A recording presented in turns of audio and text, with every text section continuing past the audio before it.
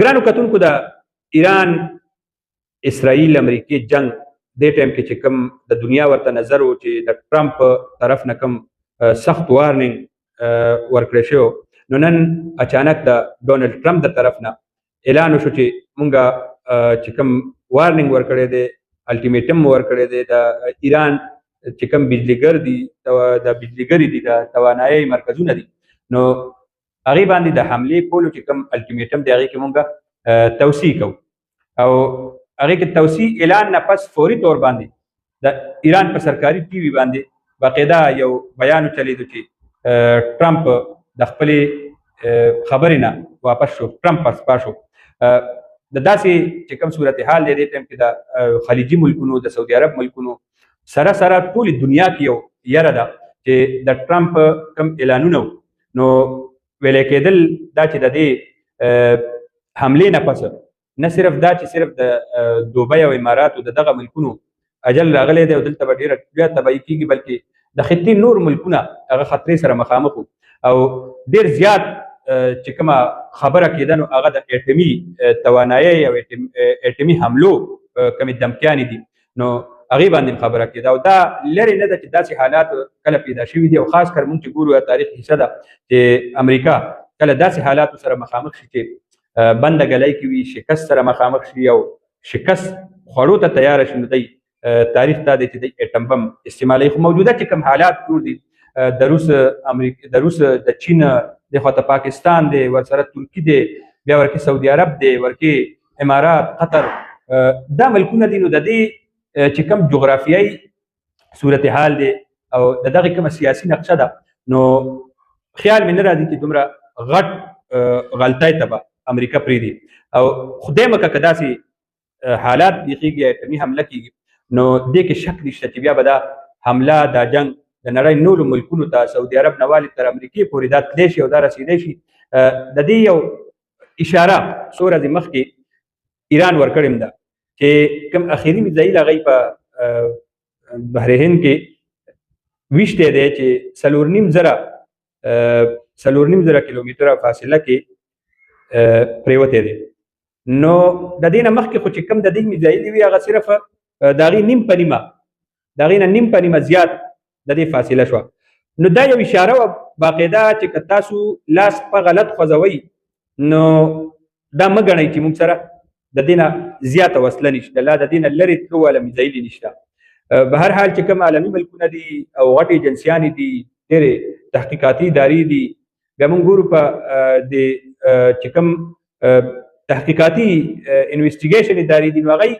د هغوی خپل رپورټونه وي او هغه باقاعده ملکونو ته ځي د ملکونو سربراهان او ملکونه بیا په خپلو کې خبرې کوي نو خیال مې نه راځي چې دا حالت دې طرف ته لاړ شي خو کوم ځای کې چې ولاړ دي نو هغه اطمینان بخش نه دی انتهایي خطرناک صورتحال ته مخامخ دی د امریکې د ضد د انکو پښتو چې کومه خبره ده نو ابنای هرمز چې کوم آبي ګذرګاه ده د سمندر لاره ده د هغې کلاول د هغې غیرت جوړ شوی دی او که دغه نه کولاویږي نو په دنیا کې چې کومه ګراني د سونې د قیمتونه اچانک را پرېوتل د تیلو قیمتونه اوچتېدل مطلب داسې کلمې ترې نه جوړېږي چې یو ځای نه راکاږي نو بل طرف ته ځي او چې بل ځای نه راکاږي نو بل طرف ته ځي هغه خبره جوړېږي نه نو په داسې حالاتو کې بیا بندو ګلو کې دا ملکونه ګیر شوي دي خو اخري چې کوم مونږ نن مضمونونه ګورو نو هغې مطابق عمان او قطر او دی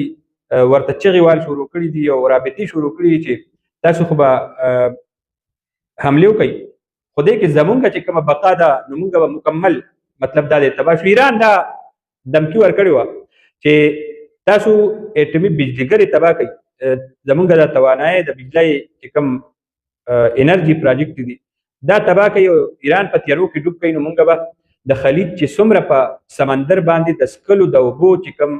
مراکز دي کارخانې دي فیکټریانې دي دا به موږ مکمل تباه کوو او ظاهره خبره ده د هغوی د لاس لاندې دي د هغوی رسایۍ کې دي چې اسرائیل ته او بحر هند ته میزایلې رسي نو دا خو او مخکې دغه هلته غورځېدلي دي تجربه یې ده نو دغه مرکزونه روانول هغوی ته ګرانه خبره نه ده خو که دا د اوبو د